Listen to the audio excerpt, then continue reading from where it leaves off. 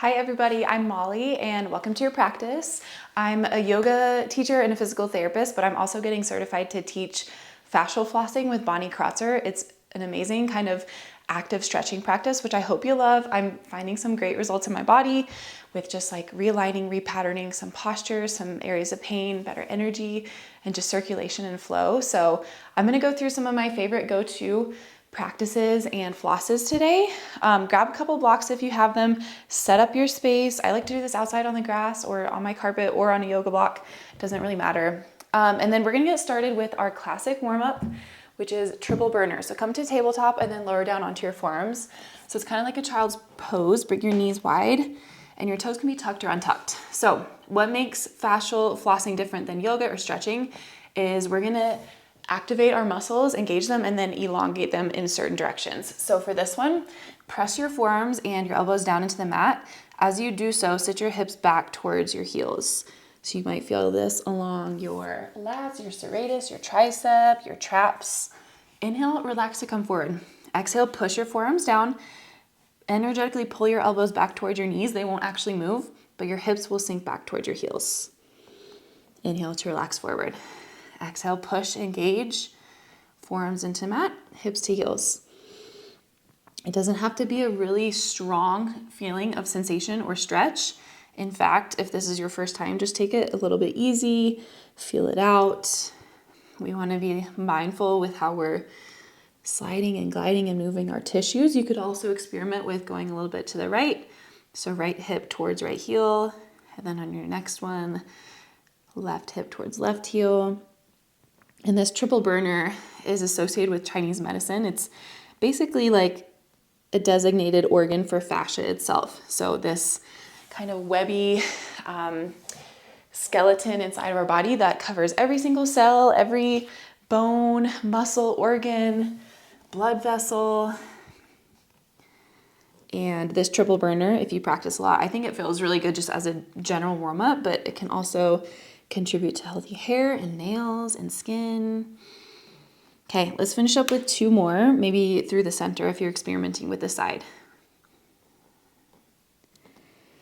And you want to keep that engagement through the full range of motion of your movement.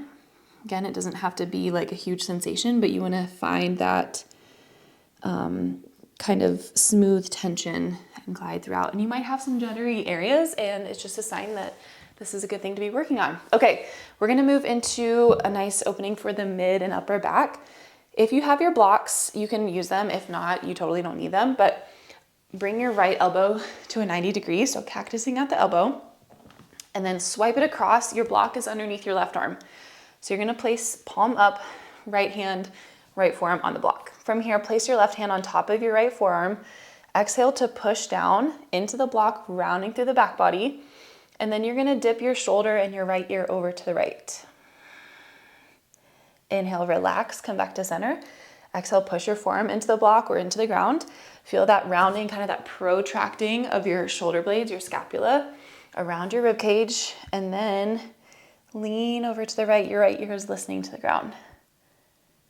Good, inhale, relax, come back through center. A couple more on this right arm. Notice where you feel sensation. Obviously, a lot on the back side of the shoulder, but I always feel it kind of twisting through my whole midsection on the back. And it kind of wraps around, but everyone's body is different. Everyone has different kind of structural integrity of their fascia, and we all have different body stories, previous injuries, patterns that we go through all the time, and just alignment, way we're made. So this could feel totally different for other people. And again, if you want to play with angling a little bit, you could dip your shoulder and ear a little bit towards more of like a 1 or 2 o'clock. And then you could dip it down towards like a 4 or 5 o'clock. Just doing whatever feels good, but we exhale, we engage, and then we elongate. That's the fascial flossing mechanism. And we're just kind of cleaning up any areas that are brittle, that aren't sliding and gliding well. This gives them a chance to kind of reconvene and then realign. All right, we'll switch arms. Bring your block underneath your right hand this time. Cactus your left elbow, swipe it across the body, and plant your forearm palm up onto the block. Right hand comes down onto your forearm. You can adjust your knees as needed. And then exhale to push down into the block. Engage that tissue along the back of the shoulder. And then lean left ear and left shoulder down. Inhale to relax to come back to center. Exhale, push down into your forearm. Engage the muscle tissue on the back of your shoulder and then lean out to the left. And I feel this, I've had a previous sternum collarbone injury, so you might feel this in related areas, in associated areas, in areas completely out of the way, because our fascia is a huge interconnected system. It's like one giant piece of fabric that just envelops every part of our body. So if you tug on one area, you might be surprised what other areas might be affected. Okay, a chance for some play with the angle that you use. We'll just do a couple more reps. Trying to make this your daily go-to. And this floss in Chinese medicine is associated with your large intestine, and it can be really good for helping you kind of hold on to what is important and let go and excrete what is not. Okay, release your blocks, or you could have them at the top of your mat if you want to use them for your down dog. Plant your hands on the blocks, tuck your toes, and glide your hips up and back. Knees are soft, hips are high, spine and arms are long. Good. Just take a breath. You could walk out your dog for a couple reps, melting one heel and then the other, or maybe pivoting through your pelvis, opening up to your side body. Good. And then on your next inhale, round through your spine, roll forward to a plank, broaden across the collarbones and gaze forward. From here, exhale, drop your knees to the mat. Keep some engagement so you're feeling the front of the core turn on. So it's like you could pull your pubic bone up towards your sternum. Okay, so from here, we're gonna drop our knees and then take a little up dog, but maintain that pull of your palms and your knees towards each other. So a little engagement through the front of the core. Good. Tuck your toes, downward facing dog. A couple rounds of that. We're gonna inhale to roll forward into our plank. Pause there. Find your stability, pushing evenly through both hands. Exhale, tap your knees down. Inhale, upward facing dog modification. Gaze up and ahead, and then exhale, downward facing dog. A couple more on your own.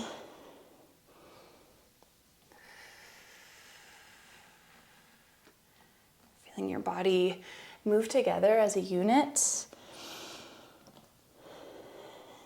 Strong and supple. This is such a good practice to do first thing in the day. These are kind of my go-to movements. Okay, finish up whichever one you're on, and then on your last rep, lower down onto your belly.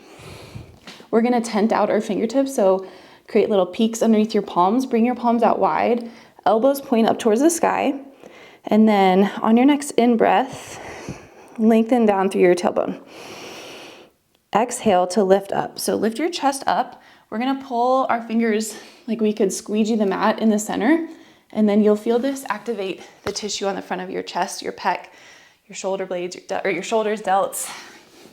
So we'll lift up, exhale, pull your fingertips towards each other. They won't actually move, but you'll feel that engagement in the front of the chest, and then gently dip your chest down. Inhale to lift back up, relax. Exhale, pull in towards center line and dip your chest down. Good, inhale to lift up. This is working our lung meridian in Chinese medicine.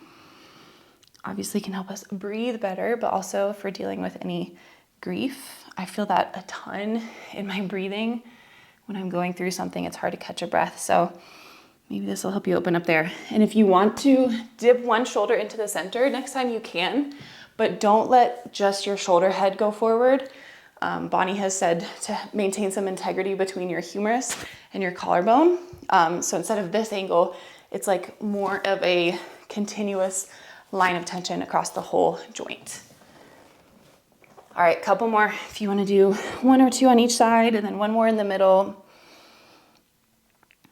You might also feel this on the back of the shoulder, but hopefully that area feels a little more accessible after our second floss we did. Good, even out, one more through center. And then relax down, come back up into tabletop, grab your blocks if you have them. We're gonna do our hamstring floss. This is Basically, if you could choose two of them, do your child's pose, the first one, and this hamstring one. And if you do those every day, the consistency is really the important part of this, is that you do a couple minutes, couple rounds every single day, and just feel out your tissues for the day. So we're gonna step our right foot forward. Now, we exhale, we engage and elongate. So on your next breath out, push your heel into the mat or into the ground, and then glide your hips back towards your left heel. Okay, knee never has to be bent, never really wants to be bent. Inhale to relax and come forward. Your hands are on blocks, so we're not struggling through this. If you don't need them, you don't need them. Okay, exhale, dig your heel into the mat. Keep that engagement along the whole posterior backside of your leg as you kind of lengthen the front knee and glide your hips back. Inhale to come forward. Exhale to push down and slide back.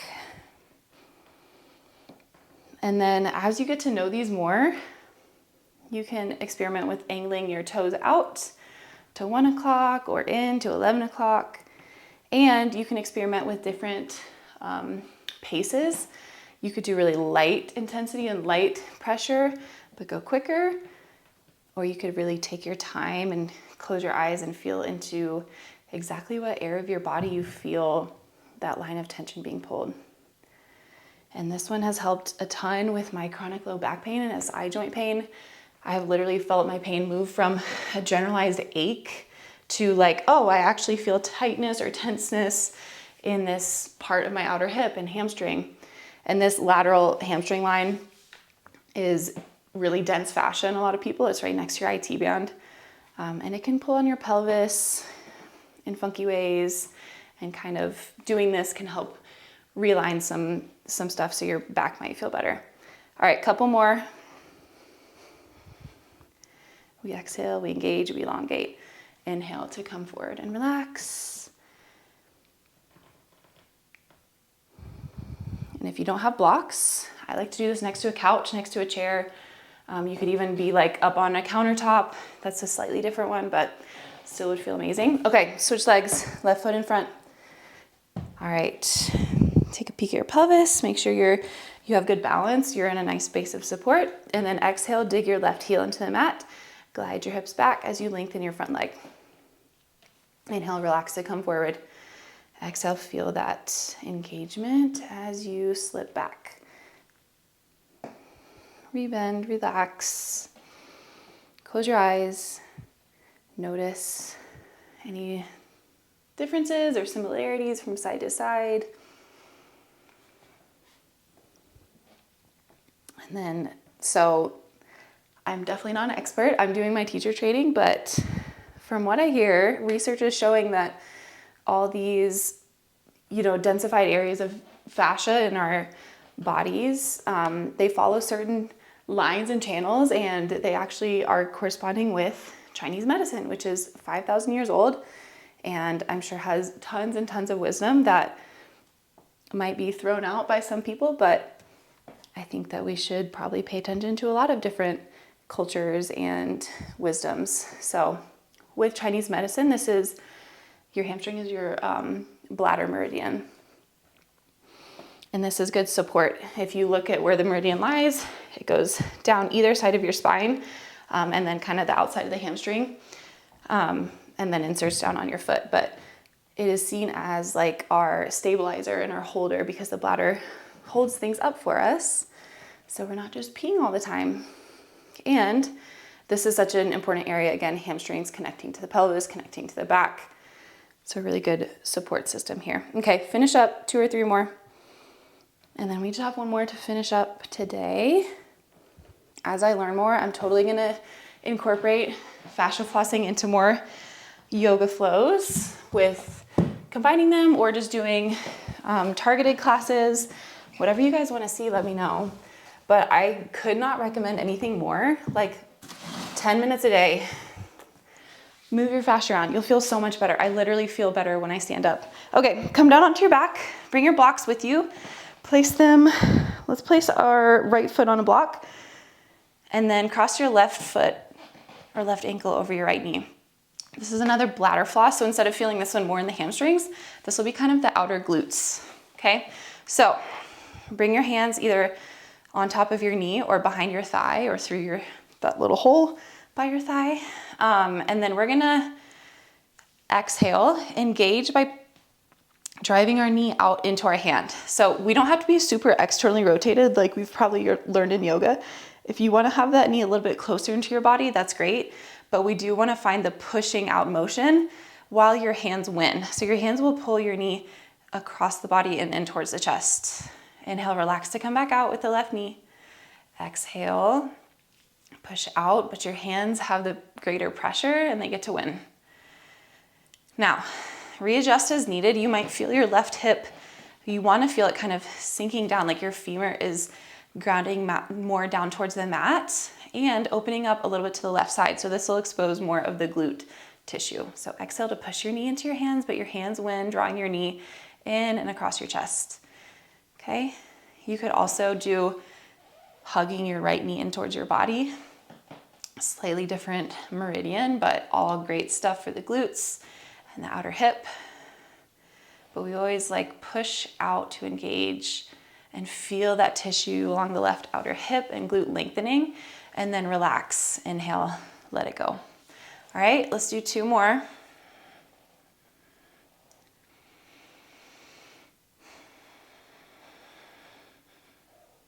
Good, and then switch it up. The block is just there to make it a little bit more accessible with your reach, to bring up the ground up to you so you don't feel like you're struggling to grasp onto your leg. All right, right ankle crosses over left knee.